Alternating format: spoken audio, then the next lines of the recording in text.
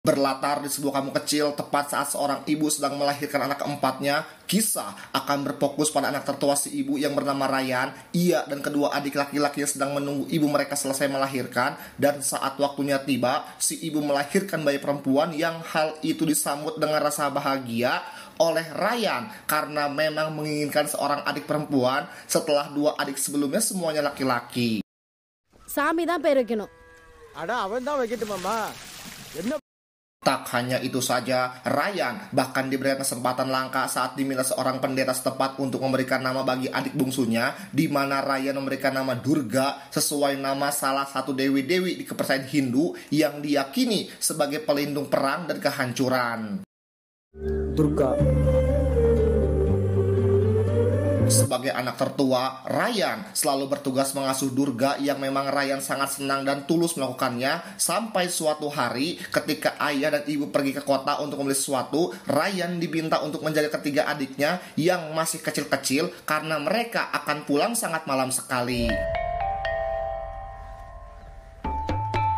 2 hari berlalu, Ryan terus menunggu kepulangan orang tuanya dengan tetap menjaga dan merawat ketiga adiknya dengan baik, di mana Ryan yang mulai khawatir pun memutuskan untuk pergi menemui si pendeta dengan membawa serta ketiga adiknya tepat saat sedang turun hujan. Gila batuangada.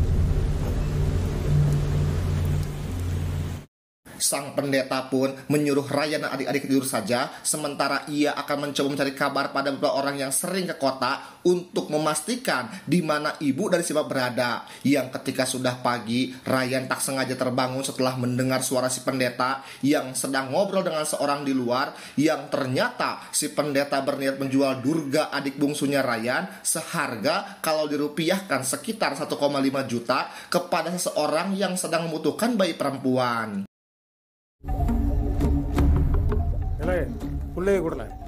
Entah kemana orang tua mereka, apakah masih hidup atau tidak, entahlah. Yang pasti, Ryan akan selalu melindungi adik-adik kecilnya, sehingga ketika si pendeta berniat bawa Durga, Ryan dengan insting seorang kakak pun langsung mengambil sebilah parang dan menghantamkannya hingga si pendeta meninggal dunia. Ryan berniat membawa adik-adiknya pergi ke kota. Ia dengan otak cerdasnya pun meletakkan beberapa ranting pohon besar di tengah jalan untuk membuat sebuah truk berhenti agar bisa naik secara diam-diam dan pergi dari kampung sialan ini.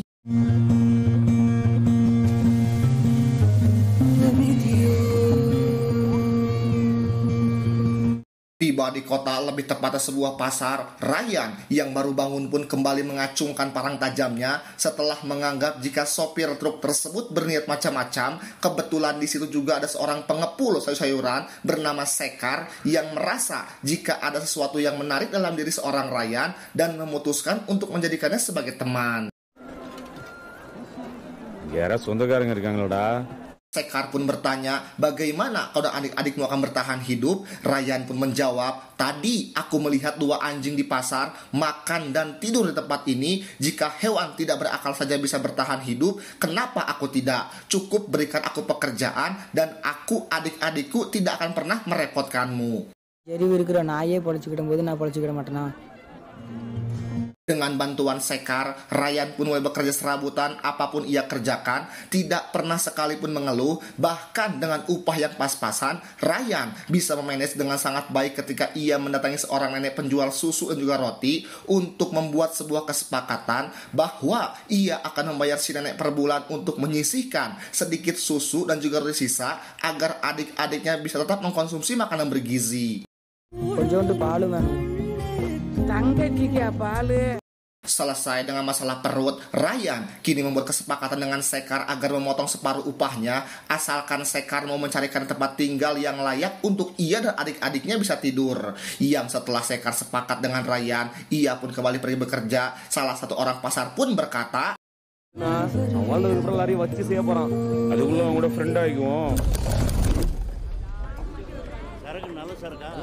20 tahun kemudian, kini Sekar sudah tua dan beruban. Saat ini, ia sedang melakukan pertemuan dengan seorang pembisnis yang berniat menguasai semua pedagang UMKM di kampung ini, termasuk tempat jualan Ryan dan dua adiknya yang ternyata sekarang menjadi seorang penjual makanan. Sekar yang menjadi orang terdekat mereka pun tahu betul jika Ryan tidak akan pernah menjual lapaknya, di mana Sekar juga memperingatkan si pembisnis untuk jangan pernah mau berurusan dengan tiga bersaudara tersebut, karena sudah banyak sekali cerita tentang mereka yang melakukan tindakan apapun kepada orang lain yang mengganggu ketentramannya.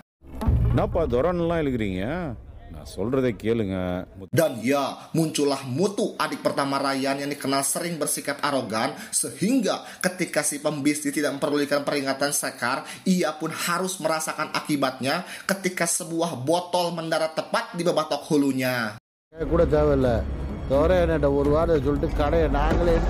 Dan inilah dia, Ryan, sekarang menjadi seorang mas-mas penjual nasi goreng dengan kumis tebal, rambut pendek, dan postur tubuh kecilnya, di mana Ryan jualan dibantu oleh kedua adiknya yang tentu saja ada Mutu dan adik keduanya yang bernama Manik. Sedangkan Durga, si adik bungsu, tinggal di rumah dan mengurus urusan rumah tangga.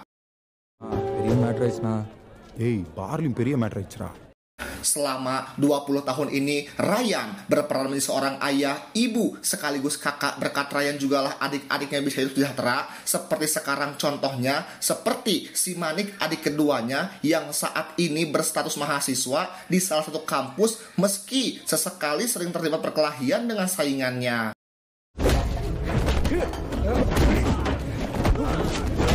Tiba di rumah, kita akan melihat Durga yang saat itu sudah dewasa. Ia bertugas menjaga rumah dan bersih-bersih, termasuk menyiapkan makanan untuk mereka bisa makan bersama. Keesokan paginya, Ryan kedatangan Sekar yang ingin beritahu tentang si Mutu, adik pertamanya, yang lagi-lagi membuat masalah, yaitu menggetok kepala seorang kemarin siang, yang karena wilayah ini adalah wilayah kekuasaan kelompok gangster yang dipimpin oleh seorang bos bernama Durai. Sekar pun menyarankan agar Ryan datang menemuinya untuk sekedar mengklarifikasi terkait apa yang sudah dilakukan oleh Mutu, adiknya. அண்ணா ஒரு மீட்டிங்ல இருக்கிறாரு. இப்படி வரமானில்ல. Dan inilah bebenguk Durai, bos gangster penguasa kota ini, yang kebetulan sedang melakukan pertemuan dengan seseorang bernama Setu, yang merupakan bos gangster dari kelompok lain. Diketahui bahwa dulunya kota ini dikuasai oleh ayahnya Setu, namun Durai berhasil membunuh ayahnya Setu dan merebut semua bisnis termasuk kekuasaannya di tempat ini. அதுக்காக உங்க அப்பா இட முடியாது. நீ சின்ன பையன். Saat ayahnya dibunuh, Setu kebetulan sedang berbisnis di luar negeri, sehingga ketika sudah pulang, Setu pun langsung merekrut kembali mantan pasukan ayahnya, membuat kelompok baru yang lebih kuat, menjalankan berbagai bisnis ilegal, dan tak segan-segan menghabisi siapapun yang menghalangi tujuannya. Sekarang Setu ingin mengambil kembali apa yang sudah direbut oleh Durai, yaitu kota ini, termasuk semua bisnis yang ada di dalamnya. Meski keduanya punya perjanjian perdamaian untuk tidak terjadi pertumpahan darah lagi, tetapi dendam tetaplah dendam. Setu hanya ingin memperingatkan Durai bahwa jika waktunya sudah tepat, ia akan mengambil kembali apa yang seharusnya menjadi miliknya.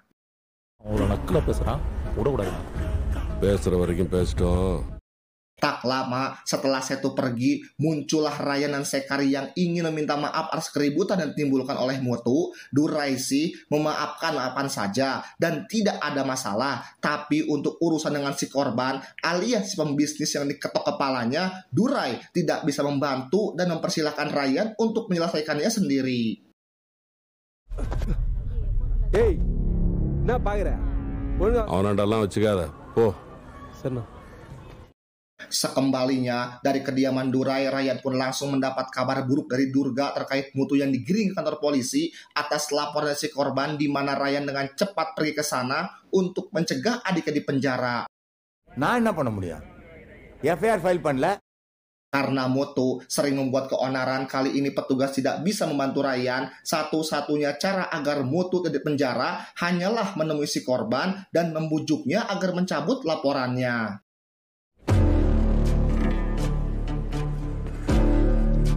Tak Tak buang waktu, Ryan pun langsung menemui si korban alias si pembisnis yang sedang dirawat di puskesmas. Dengan raut wajah yang pikarunyaeun dan bahasa yang lembut dan sopan, Ryan mencoba untuk meminta si pembisnis agar mencabut laporannya. Namun apa jawaban si pembisnis? Ya, ia tidak akan pernah mencabut laporannya dan justru mengancam akan membuat Mutu membusuk di penjara. Sehingga Ryan langsung menunjukkan sosok aslinya yang tidak akan pernah bisa ditolak oleh siapapun.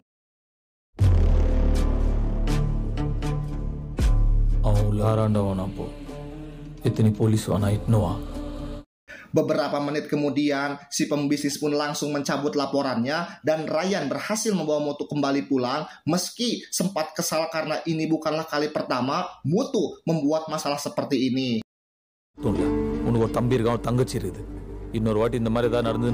Malamnya, Mutu pun langsung pergi ke warung Abok untuk minum-minum. Di antara semua adik-adik Ryan, hanya Mutulah yang paling beban, belum punya pekerjaan, menolak bersekolah, tidak punya ijazah, tidak jelas masa depannya. Namun, meski begitu, ia punya seorang kekasih bernama Mega, yang ayahnya tidak pernah setuju anaknya berpacaran dengan seorang pengangguran seperti si Mutu ini. Tetapi, karena Mega sudah kepalang jatuh cinta, ia pun tetap mempertahankan hubungan tersebut.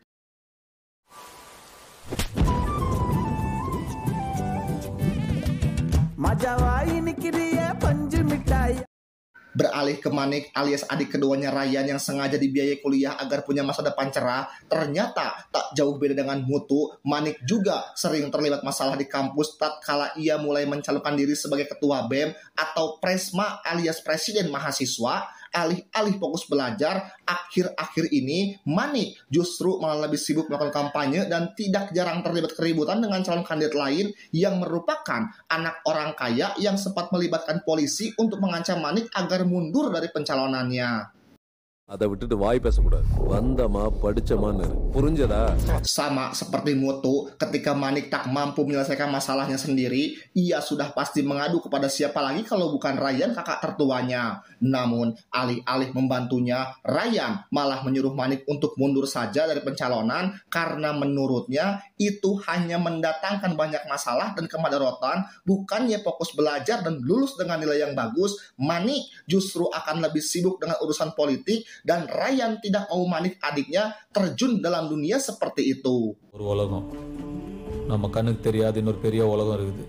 Di luar dari kehidupan Ryan dan lingkungan para gangster, kita akan diperkenalkan pada seorang komandan polisi yang mendapat tugas dari atas untuk membuat kota ini bersih dari preman, di mana si komandan punya rencana terselubung untuk mengadu domba kelompok Durai dan kelompok Setu, sehingga ia hanya tinggal duduk manis dan menyaksikan kedua kelompok itu saling bunuh satu sama lain. ஆனா துரையை மீறி சேதுவால எதுவும் செய்ய முடியாம தான் இருக்கான். Tak buang waktu, komandan pun langsung menjalankan rencananya dengan membayar beberapa orang untuk mencegat Setu dalam perjalanan, di mana Setu dan anak buahnya pun berhasil selamat karena para penyerang bukan orang yang profesional.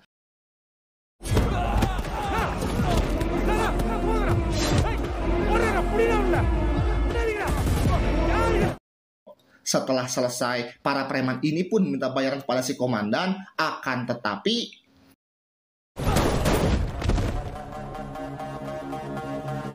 ya, si komandan yang seharusnya melindungi warga sipil pun malah menembak mereka semua. Ia mengaku terpaksa melakukan hal itu demi melenyapkan saksi mata sekaligus menjaga kerahasiaan rencananya. Setu sendiri sangat murka dengan penyerangan tadi. Sesuai dengan rencana si komandan, Setu dan ajudannya pun mengira jika para penyerang itu adalah orang suruhan kelompoknya Durai, sehingga mereka akan mulai menyusun rencana untuk melakukan serangan balasan.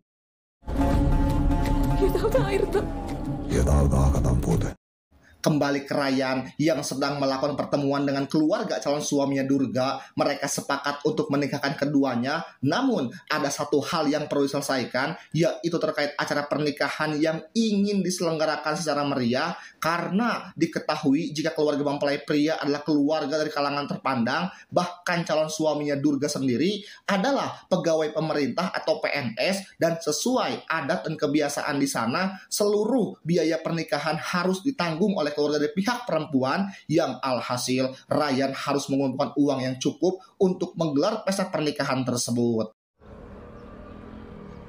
Yang kadang tangga Tidak hanya Ryan yang harus memutar otak, Mutu juga ikut pusing harus mencari uang kemana, sedangkan ia sendiri belum punya pekerjaan tetap, terlebih lagi ketika calon mertuanya alias ayahnya si Mega terus mendesak dan menghina Mutu yang dinilai sebagai pengangguran tak berguna, dan inilah yang terjadi. Bukannya ikhtiar cari uang, Mutu malah nongkrong di warung abok dengan minum Homer sebagai solusinya. Tepat saat Mega datang memarahi Mutu atas perlakuan kasarnya kepada sang ayah tadi, sampai-sampai Mega menampar Mutu di depan semua orang.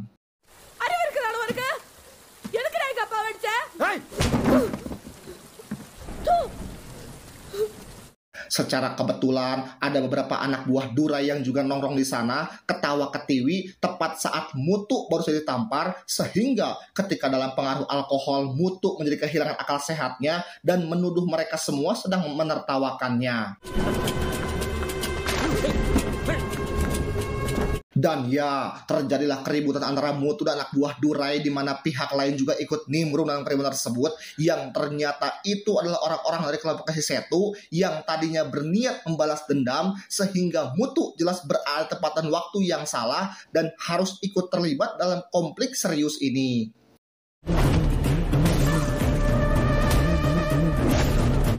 Pada akhirnya, Mutu menjadi satu-satunya orang yang masih hidup dari keributan tersebut, yang tak berapa lama muncullah si komandan yang datang untuk memastikan jika rencananya berhasil dengan sempurna, yaitu membuat kedua kubu saling bunuh satu sama lain. Saat akan pergi itulah, si komandan tak sengaja melihat Mutu tergeletak di dekat pembuangan sampah. Ia pun memotretnya untuk dijadikan bukti dan mengira jika Mutu adalah salah satu dari kedua kelompok tersebut.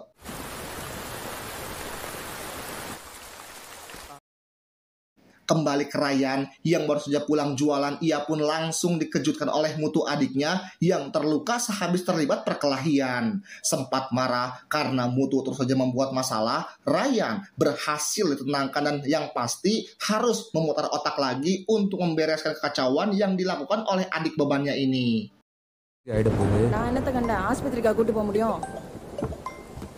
Tak lama, muncullah panggilan telepon dari seorang yang tiada lain adalah Durai, sang bos preman penguasa kota ini. Ternyata satu dari beberapa yang mati di warung abok tadi adalah anak lelakinya Durai yang sedang nongkrong bersama teman-temannya. Di mana Durai sudah mendengar kabar jika Mutu ikut terlibat dalam keributan tersebut dan menjadi satu-satunya orang yang masih hidup, dan dengan kata lain, Durai menganggap bahwa putranya telah dibunuh oleh Mutu, sehingga Ryan diminta untuk segera menyerahkan adiknya sebelum pagi menjelang.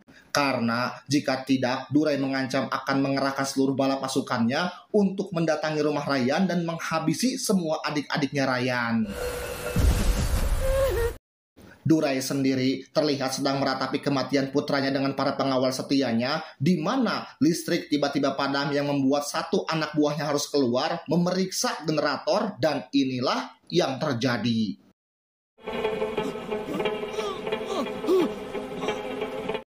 Iya, muncullah Ryan yang langsung menghajar semua pengawal, di mana Mutu dan Manik pun ikut membantu menghajar mereka semua, dan inilah yang terjadi lagi.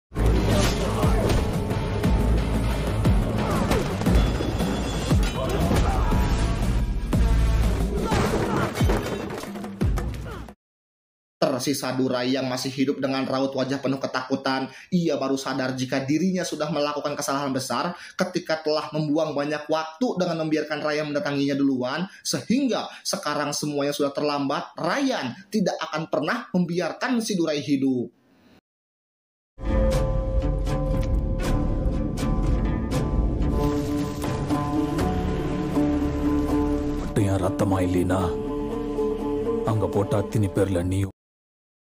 Alur cerita film, aksi balas dendam, dan inilah filmku. Naon sih?